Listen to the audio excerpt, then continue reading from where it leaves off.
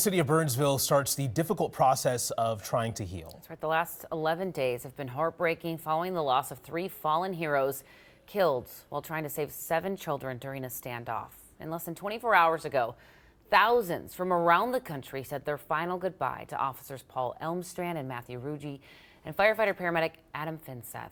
Michelle is outside of the Burnsville Police Department where officers will head back to work here in the coming days. Good morning, Michelle.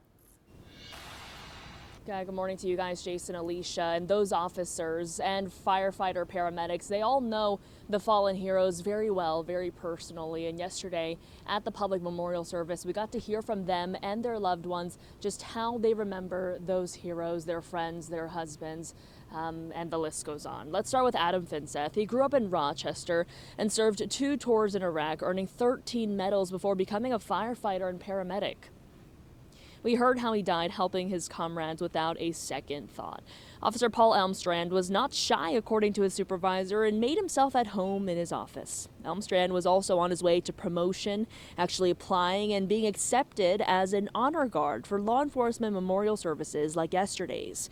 Officer Matthew Ruge was known as Rogie for his work ethic and taking calls outside his service area. He was the crisis negotiator the day he died, quote, extraordinarily heroic that morning. I think the entire department would attest that it was impossible not to love Ruge. He was smart, self-deprecating, quick-witted, humble. Paul truly was one of the nicest guys. We're going to miss him. We can talk about him and remember the good times whenever you want. Remember that even though he's not here with us today, he will always be with you and live in our hearts forever.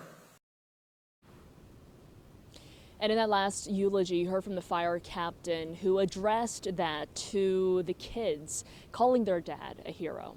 Jason, Alicia. That was the most heart-wrenching part when they were addressing the family sitting right there. Your heart just breaks for them. All right, Michelle, thank you so much. We also heard from Sergeant Adam Medlicott for the first time since he was shot and injured in Burnsville that morning. He supervised the officers whose caskets he stood in front of Wednesday. He recalled watching them go from green trainees to outstanding members of the force.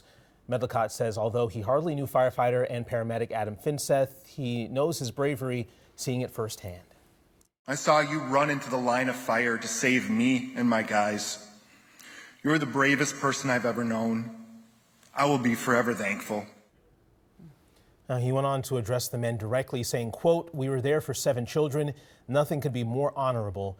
Rest easy, brothers." After the memorial, the caskets were taken to hearses with law enforcement, firefighters, family, and community members all looking on.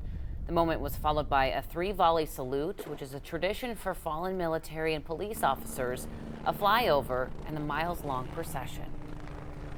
As a parent myself, knowing that these 3 sacrificed themselves ultimately to protect those 7 kids, that really pulls at my heartstrings. My signs say, we support officers.